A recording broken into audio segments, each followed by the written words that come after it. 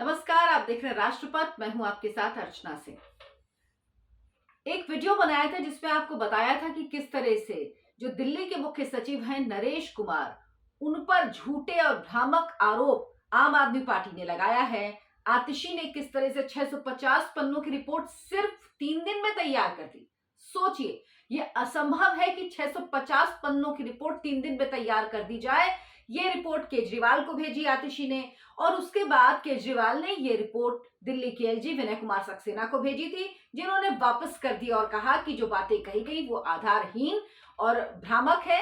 साथ ही साथ उन्होंने ये भी कहा कि इस मामले में सीबीआई जांच की सिफारिश की बात कही गई है इस रिपोर्ट में, और इस मामले की जो द्वारका एक्सप्रेसवे का मामला, उसकी जांच पहले से ही सीबीआई कर रही है। एक और मामला इसमें जोड़ा गया था जिसे अस्पताल घोटाला कहा गया कि अस्पताल में जो टेंडर, बिना टेंडर के एक प्रोजेक्ट हो उसका ठेका दे दिया गया किसी कंपनी को, जो फायदा पहुंचाया गया जिसके जरिए नरेश कुमार के बेटे करण चौहान को। ये पूरी कहानी रची गई थी। और अब इस मामले में अरविंद केजरीवाल का क्या हाल हुआ, आप ये सोचिए। अरविंद केजरीवाल को दिल्ली हाई कोर्ट ने फटकार लगाई है।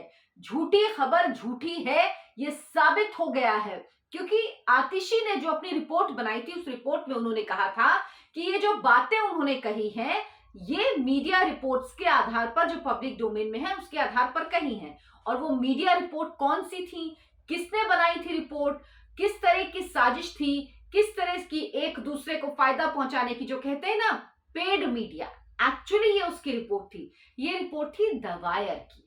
जी, द वायर ने एक स्टोरी लिखी थी और उसी स्टोरी के खिलाफ नरेश कुमार दिल्ली हाई कोर्ट गए। उन्होंने द वायर और उसके रिपोर्टर को आदेश देने की गुहार कोर्ट से लगाई थी कि जो आर्टिकल है वो हटाया जाए। उन्होंने कहा था कि उनके परिवार के सदस्यों के खिलाफ भ्रामक और झूठी बातों का प्रचार पोर्टल के अलावा गूगल, ट्विटर और अन्य मीडिया प्लेटफॉर्म्स पर किया जा रहा है और इसके जरिए उनकी मानहानि की गई है। अब आगे क्या कहा था, नरेश कुमार ने 2 करोड़ 5 लाख के हर्जाने की भी मांग की थी। साथ ही कहा था कि बदनाम करने वाली सामग्री को हटाया जाए, इसको हटाने का आदेश कोर्ट दे। अब जब ये मामला कोर्ट में पहुंचा, नरेश कुमार के वकील ने कोर्ट से कहा कि आर्टिकल के जरिए नरेश कुमार जो दिल्ली के मुख्य सचिव हैं और उनके परिवार की छवि को खराब करने के लिए ये आर्टिकल पब्लिश किया गया। ट्विटर पर रीट्वीट पाने के लिए इसे डाला गया। द वायर के संस्थापकों की भूमिका दिल्ली आबकारी नीति केस में सामने आई थी। दिल्ली का जो शराब घोटाला है उसमें भी जो द वायर के संस्थापक हैं, जो फाउंडर मेंबर्स हैं, उनकी भूमिका सामने आई थी। तो ये समझिए, जिस इकोसिस्टम की मैं बात करती हूँ ये पूरा इकोसिस्टम है। उस इकोसिस्टम ने खबर छापी, झूठी खबर छापी, और क्यों कह रही हूँ झूठी खबर छापी, कोर्ट ने क्या कहा है ये आपको बताऊंगी। लेकिन पहले समझिए कि एक मीडिया हाउस ने, एक पोर्टल ने ये झूठी खबर छापी और उस झूठी खबर को आधार बनाकर आतिशी ने रिपोर्ट बनाई। वो रिपोर्ट एलजी को सौंपी अरविंद केजरीवाल ने, यानी पूरा एक नैरेटिव गढ़ा गया। उसकी शुरुआत द वायर से की गई। और द वायर ने क्या कहा इसके मामले में, उन्होंने कहा कि दिल्ली हाईकोर्ट ने द वायर को आदेश दिया कि दिल्ली के मुख्य सचिव के बेटे करण चौहान पर द्वारका एक्सप्रेसवे के लिए जो जमीन अधिग्रहित की गई थी उसमें कथित भ्रष्टाचार करने से संबंधित जो आर्टिकल उनके न्यूज पोर्टल पर छापा गया है वो हटा लिया जाए। दरअसल ये एनएचएआई ने बामनोली गांव में जो द्वारका एक्सप्रेसवे का विस्तार था उसके एक्सटेंशन के लिए जमीन अधिग्रहण किया था। वायर के आर्टिकल में बताया गया था कि इस भूमि अधिग्रहण में जमीन के बाद ज्यादा मुआवजा हासिल कर मुख्य सचिव के बेटे करण चौहान से जुड़ी हुई एक कंपनी को फायदा पहुंचाया गया। लेकिन अब दिल्ली हाई कोर्ट ने इस आर्टिकल को हटाने का आदेश दिया है। हाई कोर्ट ने पूछा कि इस आर्टिकल को पब्लिश किया गया तो उसका आधार क्या है। हाई कोर्ट ने कहा कि जो आपने आर्टिकल पब्लिश किया उसमें सत्य की झलक तो कम से कम होनी चाहिए। मुझे वो आधार दिखाइए जिसके आधार पर आपने ये आर्टिकल छापा। आपके पास ऐसी कौन सी चीज है जिसके आधार पर आपने आरोप लगाया, मुझे दिखाइए कि आपके आरोपों में सच्चाई की झलक है। मतलब ये समझिए, ये जो आरोप लगाए गए इसमें सच्चाई की झलक भी नहीं है। हाईकोर्ट ने कहा कि आप दिखाइए कि इसमें सच्चाई की झलक है कम से कम, क्योंकि आप बढ़ा सकते हो, आप उसको सनसनीखेज कर सकते हो, लेकिन उसमें कुछ तो सच्चाई होगी। इसमें सच्चाई की झलक भी नहीं है। प्रेस का सदस्य होने के नाते क्या सनसनी बनाने का आपको अधिकार है? कि आपको लगता है कोई कानून नहीं है तो आप कुछ भी कर सकते हैं।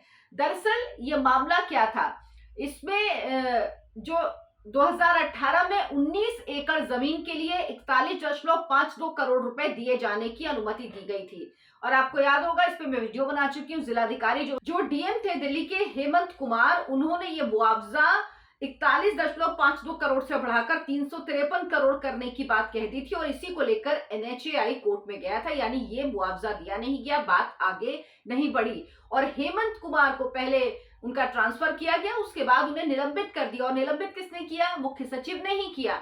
नरेश कुमार ने ही इस मामले की सीबीआई जांच की सिफारिश भी की और इस मामले में सीबीआई जांच हो रही है। यानी सोचिए, जिनका बेटा भ्रष्टाचार में शामिल होगा, क्या वो खुद इस मामले की जांच की बात कहेंगे? दरअसल दिक्कत क्या है, नरेश कुमार बेहद ईमानदार अफसर हैं और जितनी भी जांच अरविंद केजरीवाल उनकी सरकार के खिलाफ हो रही है, सबकी सिफारिश नरेश कुमार ही करते हैं। नरेश कुमार नवंबर के अंत में रिटायर होने वाले हैं, लेकिन एलजी ने केंद्र सरकार को सिफारिश भेजी है एक्सटेंशन के लिए नरेश कुमार के, जिसको चुनौती देने के लिए भी आम आदमी पार्टी, अरविंद केजरीवाल सुप्रीम कोर्ट गए हैं कि नरेश कुमार को एक्सटेंशन नहीं मिलना चाहिए।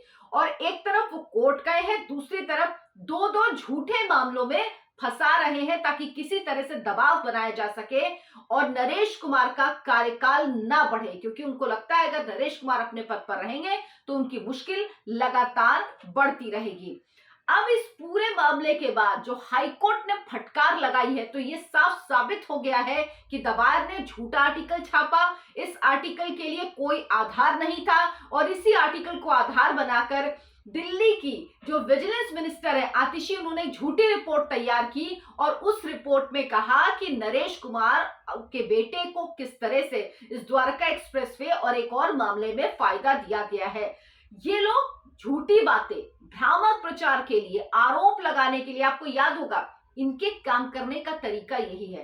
पहले भी जब दिल्ली में अरविंद केजरीवाल की सरकार नहीं थी, जब ये आंदोलन कर रहे थे, उसके बाद जब ये चुनाव लड़ने जा रहे थे, जब इन्होंने अपनी राजनीतिक पार्टी बनाई थी, कैसे ये पोथी लेके बैठते थे और सबके खिलाफ आरोप लगाते थे। आज तक कितने झूठे हैं आप इसी से समझ लीजिए कि आज तक एक व्यक्ति के खिलाफ, जिनके खिलाफ पोथी ले लेके बैठते थे, एक व्यक्ति के खिलाफ ये आरोप साबित नहीं करवा पाए, किसी एक को आज तक जेल नहीं करवा पाए, किसी एक के खिलाफ मुकदमा अदालत में नहीं चल रहा है। और तो और उल्टा ये कि जो अदालत में चला गया उनसे हाथ जोड़ के दंडवत प्रणाम करके अरविंद केजरीवाल ने माफी मांग ली। कई लोगों से माफी मांगी उन्होंने, बीजेपी के जो नेता रहे, अब तो दिवंगत हैं, अरुण जेटली और इसके अलावा नितिन गडकरी, कितने लोगों से, मतलब जो कोर्ट गया उनसे माफी मांग ली और जो नहीं गया उनका मामला रफा दफा हो गया। शीला दीक्षित पर कितने आरोप लगाए। अरविंद केजरीवाल तो वो व्यक्ति है ना जो झूठों के सरदार हैं, जो इतना झूठ बोलते हैं। जो व्यक्ति अपने बच्चों की कसम खा ले और उसके बाद उस बात से मुकर जाए कि मैं कांग्रेस का समर्थन, कांग्रेस के साथ कभी नहीं जाऊंगा, और उसके बाद तुरंत ही कांग्रेस के समर्थन से दिल्ली में सरकार बना ले, उस अरविंद केजरीवाल के झूठ बोलने का स्तर क्या है ये आप समझ सकते हैं। लेकिन ये न्यूज पोर्टल, ये जो वेबसाइट्स हैं, किस तरह से काम करती हैं, ये दूसरों को कहते हैं, ये दरअसल पूरा एक नेक्सस है जो एक दूसरे का नैरेटिव सेट करने के लिए या उसको स्पीड अप करने के लिए काम करते हैं। ये पैसे के आधार पर काम करते हैं और वही काम दवायर ने कहा, दवायर को कहा होगा। ये मैं अपने आप से कह रही हूँ, इसकी कोई जानकारी नहीं, आधिकारिक रूप से ऐसी जानकारी आती भी नहीं कि आप कोई छाप दो। अब मीडिया से कौन पूछने जा रहा है? इनको लग रहा होगा कि भाई मीडिया छाप देगा कौन, लेकिन ऐसा नहीं है।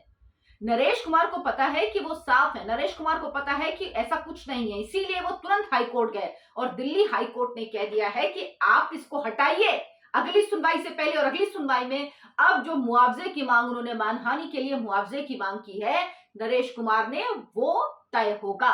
तो ये जानिए, समझिए कि कितने झूठे हैं ये और इनकी हर बात, हर चीज झूठ होती है। कोई राजनीतिक दल, कोई राजनेता इतना झूठ नहीं बोलता जितना अरविंद केजरीवाल और उनकी सरकार बोलती है। इनका पूरा इकोसिस्टम झूठ पर चलता है और जब कोई सच के आधार पर इनको चैलेंज करता है, फैक्ट्स के आधार पर इनको चैलेंज करता है, तो इनकी पोल खुल जाती है। मेरे इस वीडियो को लाइक करें, शेयर करें और चैनल को सब्सक्राइब जरूर करें। नमस्कार।